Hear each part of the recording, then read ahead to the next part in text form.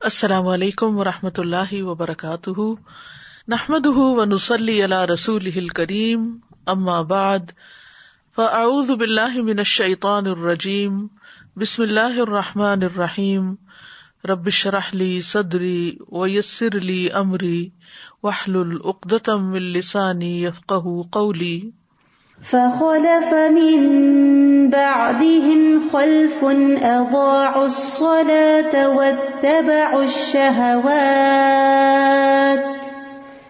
واتبعوا الشهوات فسوف يلقون غيا۔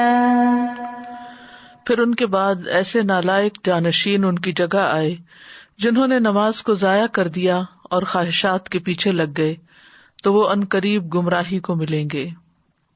اللہ سبحانہ تعالیٰ نے ہمیں اپنی عبادت کے لیے پیدا کیا ہے۔ سورۃ الذاریات میں آتا ہے وَمَا خَلَقْتُ الْجِنَّ وَالْإِنسَ إِلَّا لِيَعْبُدُونَ، میں نے جن و انس کو محض اس لیے پیدا کیا کہ وہ میری عبادت کریں۔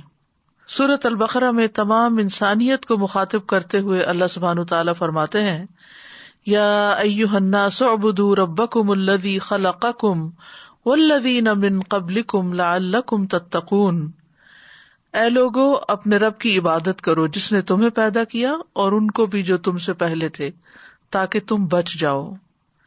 عبادت کا معنی ہوتا ہے انتہائی خضوع اور عاجزی اختیار کرنا۔ اس عاجزی کی بہترین مثال اور بہترین عبادت نماز ہے۔ نماز عبادت کی اعلیٰ ترین شکل ہے، یہ ایک فرض عبادت ہے۔ نماز ہمیں دنیا میں برائیوں سے بچاتی ہے اور آخرت میں جہنم کی آگ سے۔ نماز ہماری غلطیوں اور کوتاہیوں کا کفارہ بھی کرتی ہے، اسی لیے قرآن مجید میں اور سنت رسول صلی اللہ علیہ وسلم میں اس کی بہت تاکید آئی ہے۔ اس کو ادا کرنے والے کامیاب اور اس سے گریز کرنے والوں کا برا انجام اس آیت میں بتایا گیا ہے، جس کا آج ہم مطالعہ کریں گے۔ فخلف من بعدهم خلف اضاعوا الصلاة واتبعوا الشهوات فسوف يلقون غیا۔ سورۃ مریم کی آیت نمبر 59 میں اللہ سبحانہ وتعالیٰ فرماتے ہیں فخلف من بعدهم خلف، تو ان کے بعد ایسے لوگ جانشین ہوئے۔ عربی میں ایک خلف ہوتا ہے، ایک خلف ہوتا ہے۔ خلف کہتے ہیں برے جانشین کو اور خلف کہتے ہیں اچھے جانشین کو۔ یعنی سورۃ مریم میں اللہ سبحانہ تعالیٰ نے جن انبیاء کا ذکر کیا، ابراہیم علیہ السلام، موسیٰ علیہ السلام، اسماعیل علیہ السلام، ادریس علیہ السلام، ان سب کا ذکر کرنے کے بعد، ان کی تعریف کرنے کے بعد اللہ تعالیٰ فرماتے ہیں فخلف من بعدهم خلف، کہ ان قابل تعریف لوگوں کے بعد ایسے برے جانشین آئے کہ جن کی سب سے بڑی برائی کیا تھی، اضاعوا الصلاۃ، انہوں نے نماز ضائع کر دی، واتبعوا الشہوات، اور خواہشات کے پیچھے لگ گئے۔ یعنی ان کے آباء و اجداد نیک تھے لیکن ان کی اولادوں نے نمازیں چھوڑ دی، یا پھر ان نمازوں کے ارکان و واجبات چھوڑ دیے، یا یہ کہ انہیں اپنے وقت سے تاخیر کے ساتھ پڑھا اور ایسے کام کیے کہ جس سے نماز کا پڑھنا اور نہ پڑھنا ایک ہی ہو گیا۔ ناخلف لوگوں کی یہاں صفات بیان کی گئی ہیں، جیسا کہ نبی صلی اللہ علیہ وسلم نے بھی فرمایا کہ ان کے بعد کچھ ایسے لوگ آئیں گے کہ وہ ایسی باتیں کریں گے جن پر وہ عمل نہیں کریں گے، اور وہ ایسے عمل کریں گے جن کا انہیں حکم نہیں دیا جائے گا۔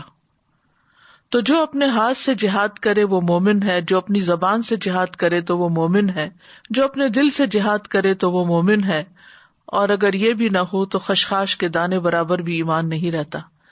یعنی ایسے لوگوں کو سمجھانا چاہیے زبان سے بھی اور ہاتھ سے بھی، یعنی جیسے اپنے بچے ہیں اور وہ چھوٹے ہیں، ابھی 10 سال کے بعد بھی اگر نماز نہیں پڑھتے تو جیسے کہ حدیث میں آتا ہے کہ ان کو مار بھی سکتے ہیں، تاکہ وہ اگر پیار محبت سے اور سمجھانے سے، واعظ نصیحت سے نہیں سمجھتے تو سختی سے سمجھے، حتیٰ کہ نماز ان کی عادت ہو جائے اور پھر اس کے بعد زندگی میں وہ اس پر چلتے رہیں۔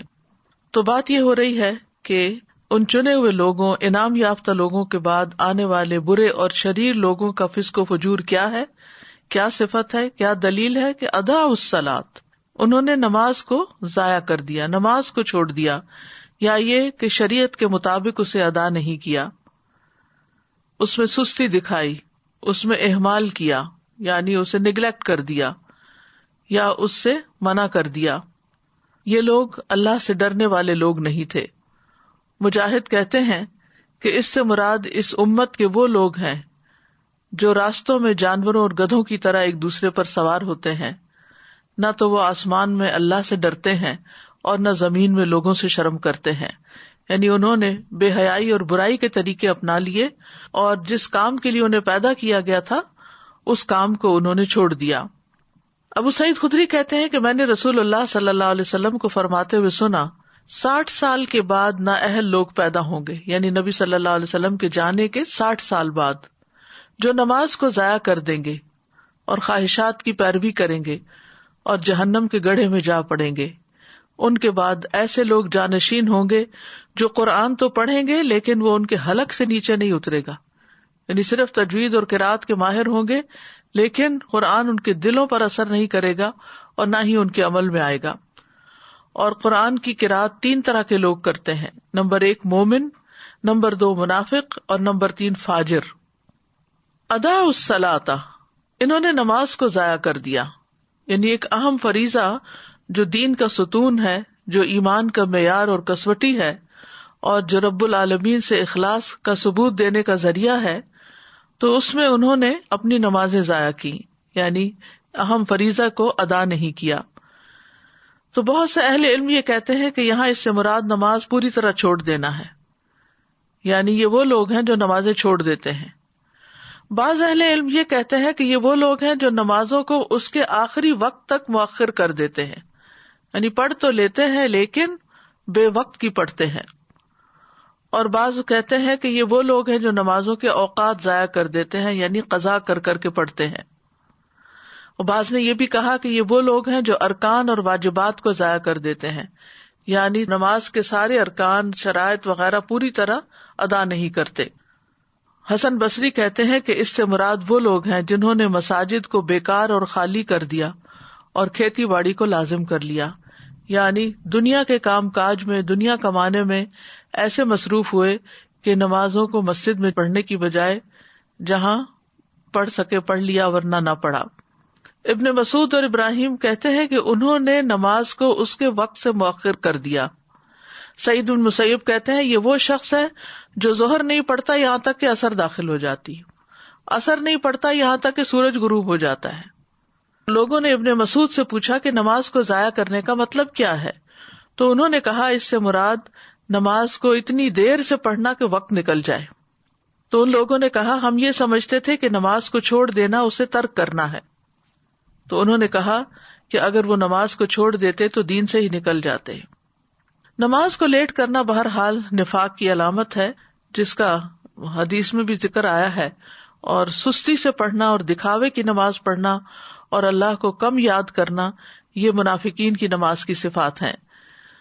سورۃ النساء 142 میں اللہ تعالیٰ فرماتے ہیں ان المنافقین یخادعون اللہ وہو خادعہم وَإِذَا قَامُوا إِلَى الصَّلَاةِ قَامُوا كُسَالَىٰ يُرَاءُونَ النَّاسَ وَلَا يَذْكُرُونَ اللَّهَ إِلَّا قَلِيلًا، بے شک منافق لوگ اللہ سے دھوکہ بازی کر رہے ہیں حالانکہ وہ انہیں دھوکہ دینے والا ہے، اور جب وہ نماز کے لیے کھڑے ہوتے ہیں تو سست ہو کر کھڑے ہوتے ہیں، یعنی شوق سے نہیں جاتے نماز کی طرف، خوشی سے نہیں جاتے، لوگوں کو دکھاوا کرتے ہیں اور اللہ کو بہت کم یاد کرتے ہیں۔ رسول اللہ صلی اللہ علیہ وسلم نے فرمایا یہ تو منافق کی نماز ہے، یہ تو منافق کی نماز ہے، یہ تو منافق کی نماز ہے، کہ سورج کو بیٹھے دیکھتا رہتا ہے، جب وہ شیطان کے 2 سینگوں کے درمیان ہوتا ہے، یعنی غروب ہونے کے قریب ہوتا ہے، تو کھڑا ہو کر 4 ٹھونگے مارنے لگ جاتا ہے۔ اس میں اللہ کا ذکر نہیں کرتا مگر بہت تھوڑا، یعنی اللہ کو یاد کرنے کی بجائے وہ ادھر ادھر کی باتیں سوچتا رہتا ہے، یا بس نماز کو سر سے اتارنے کی فکر کرتا ہے۔ رسول اللہ صلی اللہ علیہ وسلم نے یہ بھی فرمایا کہ بے شک منافقوں پر سب سے زیادہ بھاری نماز عشاء اور فجر کی نماز ہے، دونوں آرام کے وقت ہیں اور نیند کے وقت ہیں، اس لیے ایسے اوقات میں ان کو نماز پڑھنا اور مشکل لگتا ہے۔ سعید بن مسیب کہتے ہیں کہ وہ لوگ حی علی الصلاۃ حی علی الفلاح کے الفاظ سنتے ہیں، تندرست اور صحیح سالم ہونے کے باوجود نماز پڑھنے نہیں جاتے۔ استغفر اللہ، یعنی آذان کی آواز آتی ہے، اس کے باوجود بھی وہ اس سے غفلت برتتے ہیں۔ ایک معنی یہ بھی کیا گیا ہے کہ یہ عمدگی سے نماز نہیں پڑھتے. ابو ہریرہ رضی اللہ عنہ کہتے ہیں کہ ایک دن آپ صلی اللہ علیہ وسلم نے ہمیں نماز پڑھائی، پھر مڑے اور فرمایا، اے فلاں، تم نے اپنی نماز اچھی طرح کیوں نہیں ادا کی؟ کیا نمازی کو دکھائی نہیں دیتا جب وہ نماز پڑھتا ہے کہ اس نے کس طرح نماز ادا کی؟ حالانکہ وہ اپنے ہی لیے نماز ادا کرتا ہے، تو پھر چاہیے کہ اچھے سے اچھے طریقے سے ادا کرے.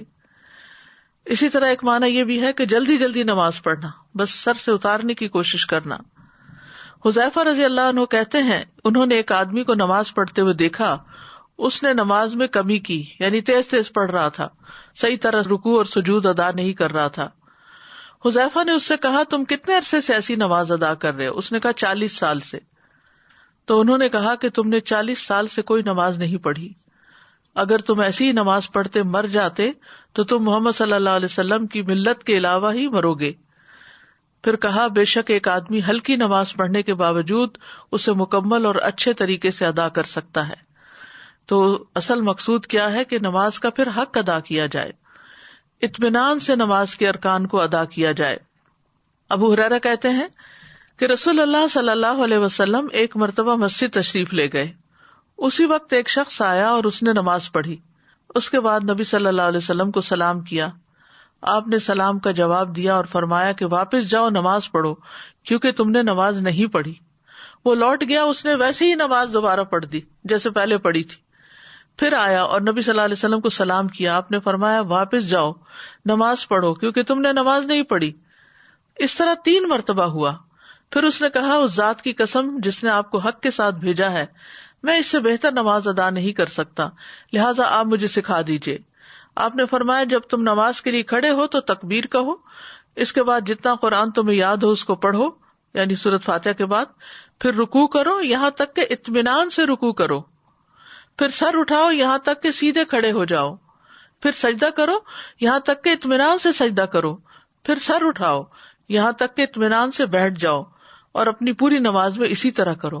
یعنی ہر رکن اس طرح ادا کرنا چاہیے کہ اس کے بعد انسان اپنی جگہ پر ٹھہر جائے سکون سے، اور پھر دوبارہ اگلا رکن ادا کرے. پھر اسی طرح رکوع اور سجود میں اگر کمر سیدھی نہ کی جائے اور بس تھوڑا سا جھکا کے سر اٹھا لیا جائے تو آپ نے فرمایا وہ نماز کافی نہ ہوگی جس میں آدمی اپنی پشت کو رکوع اور سجود میں سیدھا نہ رکھے. امام شافعی، امام احمد اور اسحاق کہتے ہیں جو اپنے رکوع اور سجدے میں اپنی پشت سیدھی نہیں رکھتا، یعنی اسٹریٹ نہیں ہوتی، اس کی نماز فاسد ہو جاتی ہے. ابن قیم رحمۃ اللہ علیہ کہتے ہیں کہ نماز میں یہ 6 صفات منافقوں کی علامت ہے. نماز کی طرف جاتے وقت سستی کا مظاہرہ کرنا، نماز ادا کرتے ہوئے لوگوں کے لیے دکھاوا کرنا، اس کی ادائیگی میں تاخیر کرنا، جلدی جلدی ٹھونگے مارنا، اس میں اللہ کا ذکر کم کرنا، اور با جماعت نماز سے پیچھے رہنا. تو خلاصہ یہ ہے کہ جو شخص وضو مکمل کرنے اور رکوع اور سجود کو مکمل کرنے کی حفاظت نہ کرے وہ نماز کی حفاظت کرنے والا نہیں ہوتا، اور جو نماز کی حفاظت نہیں کرتا گویا وہ اسے ضائع کر دیتا ہے، اور جو نماز کو ضائع کر دیتا ہے تو وہ باقی شریعت کے تمام احکامات کو بھی زیادہ ضائع کرنے والا ہوتا ہے. اور جو شخص نماز کی حفاظت کرتا ہے اللہ اس کے دین کی حفاظت کرتا ہے، اور جو نماز نہیں پڑھتا اس کا تو کوئی دین ہی نہیں ہوتا. ایسے لوگوں کی دوسری صفت کیا بتائی گئی؟ واتبعوا الشہوات، کہ وہ خواہشات کے پیچھے لگ گئے، یعنی گناہوں میں پڑ گئے، شراب نوشی میں پڑ گئے، اپنے نفسوں پر شہوت کو ترجیح دی اللہ کی اطاعت کے مقابلے میں، منکرات میں آگے بڑھ گئے. نماز کو ضائع کرنے کا بھی سب سے اہم سبب یہی ہے کہ انسان اپنی خواہشات کی تکمیل میں اپنا وقت استعمال کر دیتا ہے، اور جب نماز کا وقت آتا ہے تو یا وہ تھک چکا ہوتا ہے یا پھر اس کا دل بدل چکا ہوتا ہے اور نماز پڑھنے میں اس کا دل ہی نہیں لگتا. حضرت علی رضی اللہ عنہ سے اللہ تعالیٰ کے اس قول کے بارے میں مروی ہے کہ خواہشات کی پیروی کرنے والوں سے وہ لوگ مراد ہیں جو مضبوط محل بناتے ہیں، قابل توجہ سواریوں پر سوار ہوتے ہیں اور مشہور لباس پہنتے ہیں.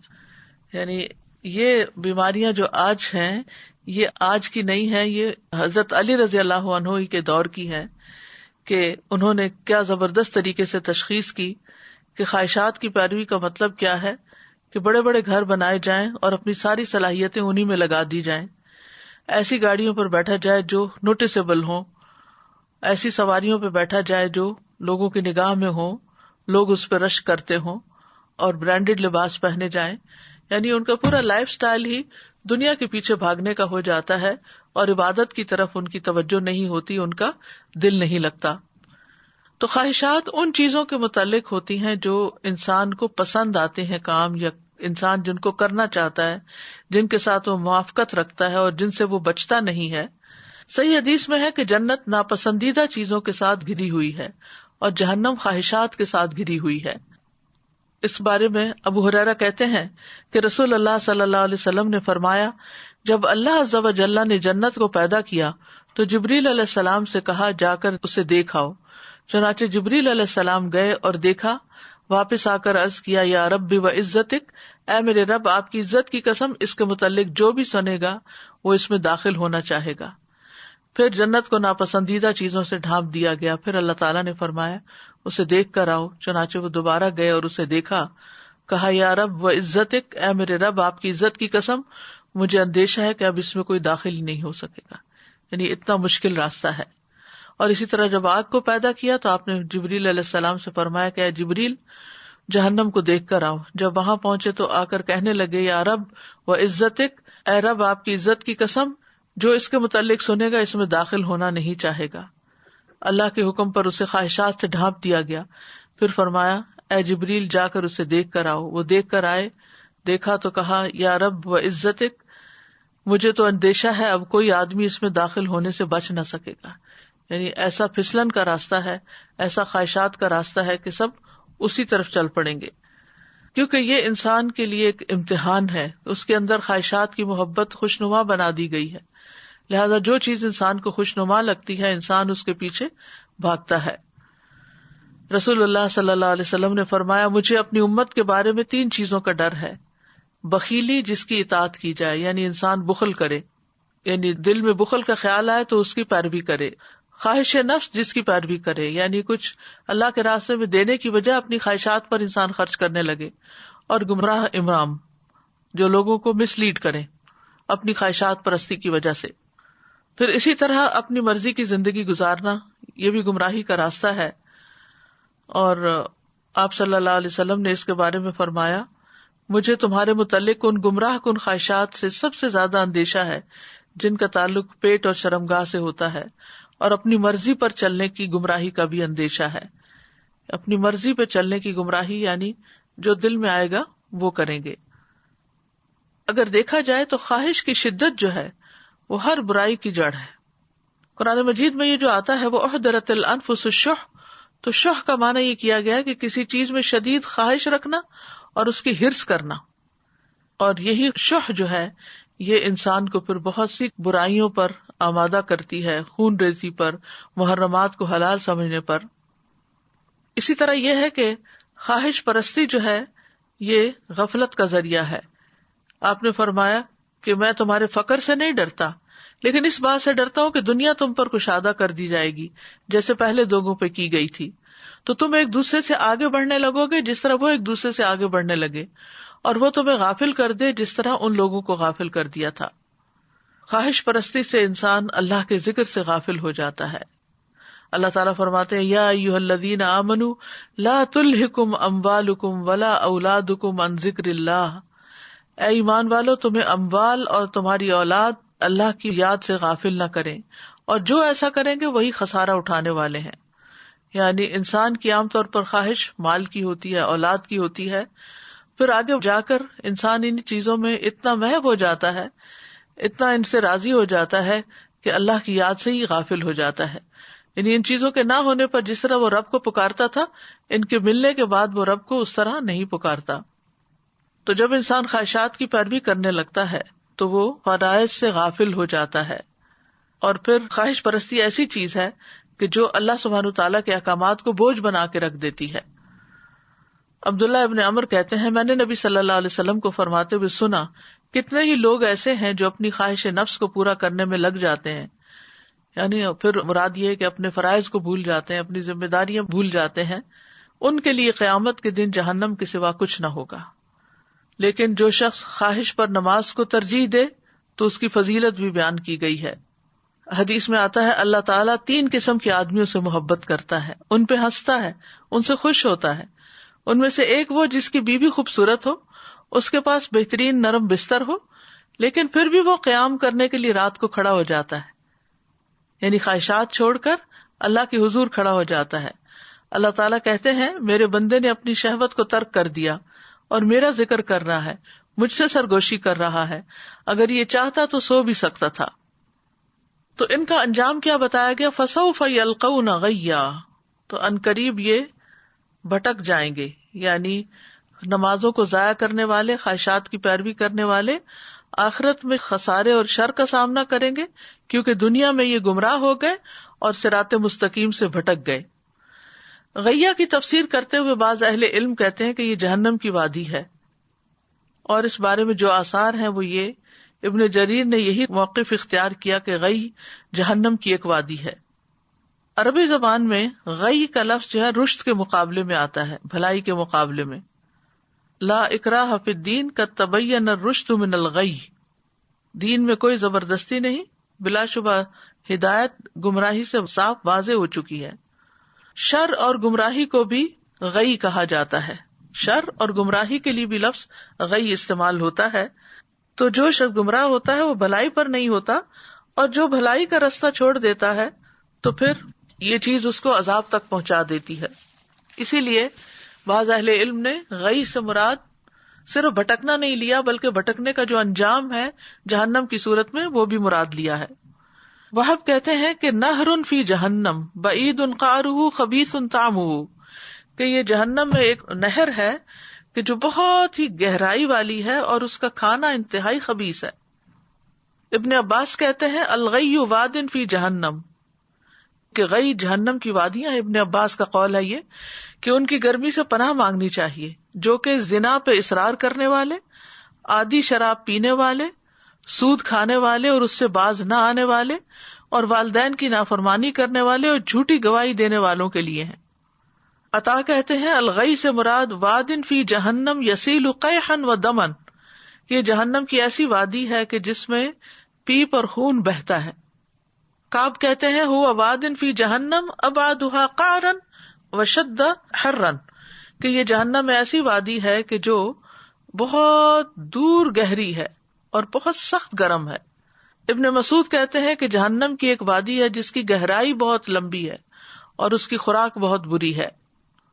تو اس آیت سے ہمیں خاص طور پر نماز کی اہمیت کا پتہ چلتا ہے, کیونکہ انسان اللہ کی عبادت کے لیے پیدا کیا گیا, اس مقصد کے لیے پیدا کیا گیا, لہذا جب تک یہ مقصد پورا نہیں کرتا اس کا چھٹکارا نہیں ہو سکتا. کائنات کی تمام مخلوقات جو ہیں وہ اللہ سبحانہ تعالیٰ کی تسبیح کرتی ہیں, اس کی نماز پڑھتی ہیں. سورۃ نور میں آتا ہے الم تر ان اللہ یسبح لہ من فی السماوات والارض والطیر صافات کل قد علم صلاتہ وتسبیحہ واللہ علیم بما یفعلون. کیا تم دیکھتے نہیں کہ آسمانوں اور زمین میں جو کچھ ہے اور فضا میں پر پھیلائے ہوئے پرندے بھی, یہ سب اللہ کی تسبیح کر رہے ہیں. ہر مخلوق کو اپنی نماز اور تسبیح کا طریقہ معلوم ہے. گویا ساری مخلوق پر ہے یہ نماز, ہر ایک کا طریقہ الگ ہے, وہ ان کو خود پتا ہے کہ کیا کرنا ہے, اور جو کچھ وہ کرتے ہیں اللہ سب کچھ جانتا ہے. ساری مخلوق اللہ کے آگے سجدہ ریز ہے. وَلِلَّهِ يَسْجُدُ مَن فِي السَّمَاوَاتِ وَالْأَرْضِ, آسمان و زمین میں جتنی بھی چیزیں ہیں خوشی اور ناخوشی سے اللہ کو سجدہ کر رہی ہیں. تمام انبیاء کی طرف نماز کی وحی کی گئی. وَجَعَلْنَاهُمْ أَئِمَّةً يَهْدُونَ بِأَمْرِنَا وَأَوْحَيْنَا إِلَيْهِمْ فِعْلَ الْخَيْرَاتِ وَإِقَامَ الصَّلَاةِ وَإِيتَاءَ الزَّكَاةِ وَكَانُوا لَنَا عَابِدِينَ, اور ہم نے انہیں ایسے پیشوا بنایا جو ہمارے حکم کے ساتھ رہنمائی کرتے تھے, اور ہم نے ان کی طرف نیکیاں کرنے اور نماز قائم کرنے اور زکوٰۃ ادا کرنے کی وحی بھیجی, اور وہ صرف ہماری عبادت کرنے والے تھے. تو اس سے کیا پتہ چلتا ہے کہ تمام انبیاء کو یہ حکم دیا گیا. اللہ سبحانہ تعالیٰ اپنے سارے بندوں کو اس کا حکم دیتے ہیں. قُل لِعِبَادِيَ الَّذِينَ آمَنُوا يُقِيمُوا الصَّلَاةَ, میرے بندوں سے جو ایمان لائے ہیں ان سے کہہ دیجئے کہ وہ نماز قائم کریں. اور پھر نمازوں کی حفاظت کا حکم بھی دیا گیا. سچے ایمان والوں کی صفت یہ بتائی گئی، الذین یقیمون الصلاۃ ومما رزقناہم ینفقون اولئک ھم المؤمنون حقا، وہ لوگ جو نماز قائم کرتے ہیں اور اس میں سے جو ہم نے انہیں دیا وہ خرچ کرتے ہیں، یہی لوگ سچے مومن ہیں. یعنی ان کی سچائی ان دو چیزوں سے ثابت ہوتی ہے، ایمان تو لے آئے اور اس کے بعد یقیمون الصلاۃ اور پھر ومما رزقناہم ینفقون. اللہ سبحانہ تعالیٰ نے بندوں پر 5 نمازیں فرض کی ہیں. نماز اسلام کا دوسرا بڑا رکن ہے، اسلام کا ستون بھی ہے. اس دین کی بنیاد اسلام ہے، تو جو اسلام لایا وہ سلامت رہا اور اس کا ستون نماز ہے. تو نماز جو ہے وہ الصلاۃ عماد الدین، یعنی دین کی بنیاد ہے، ستون ہے. اور اگر کسی عمارت سے ستون ہے اس کا نکال لیا جائے تو عمارت قائم نہیں رہتی. نماز چھوڑنے کو کفر قرار دیا گیا. بہقی کہتے ہیں کہ ایمان کے بعد عبادات میں سے نماز کے علاوہ کوئی ایسی عبادت نہیں جس کو اللہ نے ایمان کا نام دیا ہو اور رسول اللہ صلی اللہ علیہ وسلم نے جس کے چھوڑنے کو کفر قرار دیا ہو. نماز اعمال میں سب سے بہترین عمل ہے. رسول اللہ صلی اللہ علیہ وسلم نے فرمایا، ثابت قدم رہو اور تم ہرگز اس کی مکمل اطاعت نہیں رکھ سکو گے، اور جان لو تمہارا سب سے بہترین عمل نماز ہے، اور وضو کی محافظت وہی کرتا ہے جو مومن ہو. تو اس سے یہ پتہ چلتا ہے کہ جب تک انسان اپنی نمازیں پوری نہیں کرتا اس کے باقی اعمال بھی اس طرح قبول نہیں ہوتے، اور سب سے ٹاپ پر نماز ہی ہے. اور یہ ایسا فریضہ ہے جو کسی حال میں بھی ساقط نہیں ہوتا. کھڑے ہو کر نماز نہیں پڑھ سکتے تو بیٹھ کے پڑھ لیں، بیٹھ کر نہیں پڑھ سکتے تو پہلو کے بل لیٹ کر پڑھ لیں، لیکن نماز جیسے بھی حالات ہوں چھوڑی نہیں جا سکتی. یہاں تک کہ میدان جنگ میں بھی جب دشمن سے مقابلہ ہو تو نماز ادا کرنی چاہیے. اللہ سبحانہ وتعالی روزانہ 2 بار فرشتوں سے بندوں کی نماز کی خبر لیتے ہیں، عصر کے وقت اور فجر کے وقت، جب فرشتے تبدیل ہو کر جاتے ہیں اور وہ نمازوں میں ہی آ کر بندوں سے ملتے ہیں. اور ہر نماز کے وقت ایک اعلان ہوتا ہے. عبداللہ بن مسعود کہتے ہیں کہ رسول اللہ صلی اللہ علیہ وسلم نے فرمایا، جب ہر نماز کا وقت شروع ہوتا ہے تو ایک منادی کرنے والے کو بھیجا جاتا ہے. وہ کہتا ہے، آدم کے بیٹو اٹھو اور اس آگ کو بجھاؤ جو تم نے اپنے نفسوں کے لیے جلائی ہے. تو وہ کھڑے ہوتے ہیں اور وضو کرتے ہیں تو ان کی آنکھوں سے ان کے گناہ جھڑ جاتے ہیں. جب وہ نماز پڑھتے ہیں تو سابقہ نماز کے درمیانی وقفے میں ہونے والے گناہ بخش دیے جاتے ہیں. یعنی پچھلی نماز اور موجودہ نماز کے بیچ میں جو غلطیاں ہوئی ان کو معاف کر دیا جاتا ہے. اور یہی معاملہ پھر عصر کے وقت ہوتا ہے، اور جب مغرب ہوتی ہے تو یہی معاملہ پیش آتا ہے. جب عشاء کا وقت ہوتا ہے تو اسی طرح ہوتا ہے. جب لوگ سوتے ہیں تو وہ بخشے ہوئے ہوتے ہیں. پھر آپ نے فرمایا، لوگ بھلائی کی حالت میں رات گزارتے ہیں اور بعض لوگ شر کی حالت میں لتھڑ کر یا شر میں لتھڑ کر یعنی گندے کام کرتے ہوئے رات گزارتے ہیں. نماز کی اتنی اہمیت ہے کہ نبی صلی اللہ علیہ وسلم نے سخت بیماری میں بھی نماز کی فکر کی تھی. عبید اللہ بن عبداللہ سے روایت ہے، وہ کہتے ہیں کہ ایک مرتبہ میں عائشہ رضی اللہ عنہا کی خدمت میں حاضر ہوا اور میں نے عرض کیا کہ آپ مجھے رسول اللہ صلی اللہ علیہ وسلم کے مرض الوفات کے بارے میں کچھ بتائیں گی؟ انہوں نے کہا، کیوں نہیں.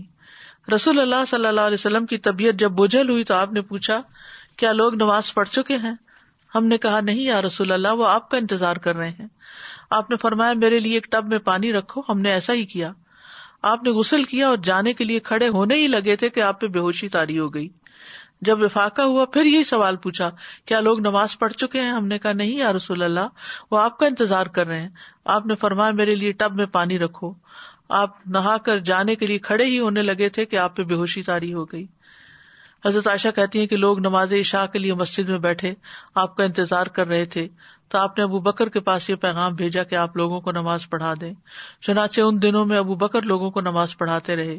ایک دن حضور صلی اللہ علیہ وسلم کو اپنے مرض میں کچھ تخفیف محسوس ہوئی تو آپ ظہر کی نماز کے وقت 2 آدمیوں کے درمیان نکلے جن میں سے ایک عباس تھے. ابو بکر نے جب آپ کو دیکھا تو پیچھے ہٹنے لگے. آپ نے انہیں اشارہ کیا کہ پیچھے نہ ہٹیں اور اپنے ساتھ آنے والے ساتھیوں کو حکم دیا تو انہوں نے آپ صلی اللہ علیہ وسلم کو ابو بکر کے پہلو میں بٹھا دیا. ابو بکر کھڑے ہو کر نماز پڑھتے رہے اور رسول اللہ صلی اللہ علیہ وسلم بیٹھ کر نماز پڑھنے لگے. تو اس سے آپ اندازہ لگائیں کہ نبی صلی اللہ علیہ وسلم پر کتنی تکلیف تھی، کیسی شدت تھی، لیکن پھر بھی آپ اپنے اس فریضے کو نہیں بھولے. حالانکہ بیمار کے لیے تو بہت سی رخصتیں ہیں. حضرت علی کہتے ہیں کہ رسول اللہ صلی اللہ علیہ وسلم کا آخری کلام تھا الصلاۃ الصلاۃ اتقوا اللہ فیما ملکت ایمانکم، نماز کی حفاظت کرو، نماز کی حفاظت کرو اور اپنے غلاموں کے بارے میں اللہ سے ڈرو۔ نبی صلی اللہ علیہ وسلم کی آخری وصیت بھی تھی۔ نبی صلی اللہ علیہ وسلم نے یہ بھی بتایا تھا کہ ایک وقت آئے گا کہ نماز کا نام و نشان بھی مٹ جائے گا۔ آپ نے فرمایا کپڑے کے بیل بوٹوں کی طرح اسلام مٹتا جائے گا، حتیٰ کہ انہیں یہ بھی معلوم نہ ہوگا کہ نماز، روزہ، قربانی اور صدقہ کیا ہوتے ہیں۔ ایک رات میں اللہ عز و جل کی کتاب کو مٹا دیا جائے گا اور زمین میں ایک آیت بھی باقی نہ رہے گی۔ لوگوں کے مختلف گروہوں میں سے کچھ بوڑھے مرد اور عورتیں رہ جائیں گی، وہ کہیں گے ہم نے اپنے آباء و اجداد کو یہ کلمہ لا الہ الا اللہ کہتے سنا تھا اور اب ہم بھی کہہ رہے ہیں، یعنی اس کے علاوہ نماز، قرآن سے بالکل لا علم اور غافل ہوں گے۔ قبر میں جا کر ہوئی بندے کی حسرت کیا ہوگی۔ نبی صلی اللہ علیہ وسلم ایک قبر کے پاس سے گزرے، حال ہی میں اس میت کو دفن کیا گیا تھا، تو آپ نے فرمایا 2 رکعتیں ہلکی سی ہوتی ہیں اور تم لوگ انہیں حقیر اور زائد سمجھتے ہو، لیکن وہ 2 رکعتیں اگر یہ صاحب قبر اپنے عمل میں زیادہ کر لیتا تو اس کی نظر میں تمہاری تمام باقی دنیا سے بھی اسے زیادہ محبوب ہوتی۔ لیکن ہم کتنے آرام سے نفل چھوڑ دیتے ہیں، نفل کیا سنت چھوڑ دیتے ہیں، ہمارے بندے بس فرض پڑھ کے کھڑے ہو جاتے ہیں۔ تو ہمیں اپنی نمازوں کا حساب لینا چاہیے، خود اپنا تجزیہ کرنا چاہیے کہ ہم کیا نماز کو ادا کرنے والے ہیں یا نماز کو ضائع کرنے والے ہیں۔ اور ضائع کرنے میں تاخیر سے پڑھنا بھی مراد ہے، تو وقت پر نماز پڑھنی چاہیے، کیونکہ قرآن مجید میں آتا ہے ان الصلاۃ کانت علی المؤمنین کتابا موقوتا، بے شک نماز ایمان والوں پر ہمیشہ سے ایسا فریضہ ہے جس کا وقت مقرر کیا ہوا ہے۔ عبداللہ بن مسعود کہتے ہیں میں نے نبی صلی اللہ علیہ وسلم سے عرض کیا اللہ کو کون سا عمل زیادہ پسند ہے؟ آپ نے فرمایا نماز کو اس کے وقت پر ادا کرنا، یعنی جب ٹائم داخل ہو جائے تو پھر نماز کی طرف دوڑیں، اور جو نماز کو وقت پر ادا کرے گا، پابندی سے ادا کرے گا، اللہ تعالیٰ کا اس سے کیا وعدہ ہے، اللہ تعالیٰ اس کو جنت میں داخل کرے گا۔ عبداللہ بن مسعود کہتے ہیں کہ رسول اللہ صلی اللہ علیہ وسلم ہر نماز اس کے وقت پر پڑھتے تھے، مگر مزدلفہ اور عرفہ میں جمع کیا کرتے تھے۔ نبی صلی اللہ علیہ وسلم نے اس کی بہت تلقین بھی کی ہے اور مؤخر کرنے کی مذمت بھی کی ہے۔ صحابہ کے بارے میں آتا ہے کہ نمازوں کو ضائع ہوتے دیکھ کر وہ روتے تھے۔ امام زہری کہتے ہیں میں دمشق میں انس بن مالک کی خدمت میں گیا، آپ اس وقت رو رہے تھے۔ میں نے عرض کیا آپ کیوں رو رہے ہیں؟ تو انہوں نے فرمایا اب میں اس نماز کے علاوہ نبی صلی اللہ علیہ وسلم کے دور کی کوئی چیز نہیں پاتا، کیونکہ آپ نے تو انسانوں کی تعمیر کی تھی اور انسانوں کو اخلاق سکھائے تھے، طرز عمل اور معاملہ سب کچھ، لیکن آپ ان کے اندر تو نہیں رہے تھے، کچھ عرصے کے بعد آپ فوت ہو گئے تھے، یعنی اس وقت ان کے پاس دنیاوی مال و اسباب نہیں تھے، یہی عبادتیں تھیں، اخلاق تھے، اچھے معاملات تھے، اچھی ڈیلنگز تھی۔ تو بعد میں وہ کہتے ہیں کہ میں نبی صلی اللہ علیہ وسلم کے دور کی اب کوئی چیز نہیں پاتا سوائے نماز کے، اور اب اس نماز کو بھی ضائع کر دیا گیا ہے، یعنی تاخیر سے پڑھنے کی وجہ سے۔ تو اگر انسان نماز پڑھتا ہے تو اس کو اللہ کی رحمت بھی ملتی ہے، کامیابی بھی ملتی ہے۔ قد افلح المؤمنون الذین هم فی صلاتهم خاشعون، سورۃ النور میں آتا ہے وَأَقِیمُوا الصَّلَاةَ وَآتُوا الزَّکَاةَ وَأَطِیعُوا الرَّسُولَ لَعَلَّکُمْ تُرْحَمُونَ، اور نماز قائم کرو اور زکوٰۃ ادا کرو اور رسول کا حکم مانو تاکہ تم رحم کیے جاؤ۔ نبی صلی اللہ علیہ وسلم نے فرمایا جب تم میں سے کوئی آدمی نماز کے لیے کھڑا ہوتا ہے تو اللہ کی رحمت اس کی طرف متوجہ ہو جاتی ہے۔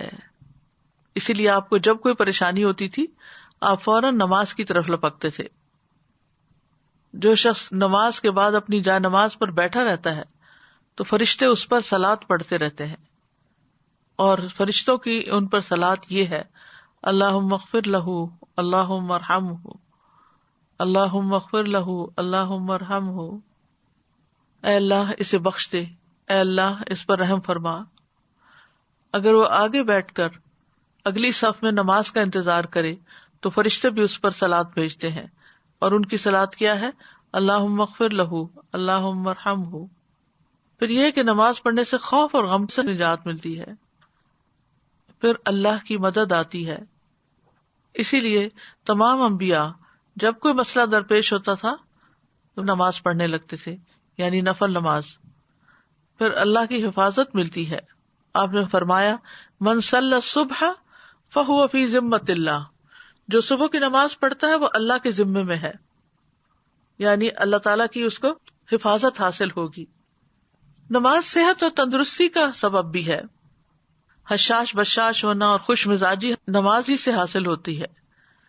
ابن القیم کہتے ہیں اللہ کا ذکر کرنا، اس کی طرف متوجہ ہونا، اس کی طرف رجوع کرنا اور مدد لینے کے لیے جانا، نماز کی طرف جانا۔